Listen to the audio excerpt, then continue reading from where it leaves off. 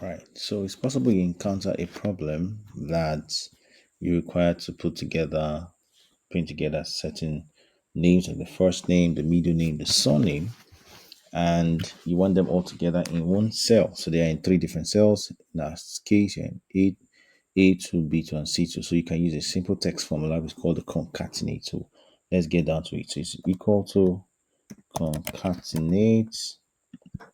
So you select the first text, which is on A2, comma.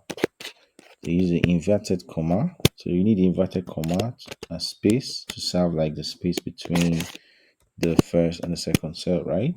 Comma again, then the second cell B2. You have the comma after B2, then the inverted comma is for space again, and then comma, then C2, then you close the bracket and hit the enter key. So you have John Andrew Bola and is well spaced. Hope you enjoyed it. Thank you.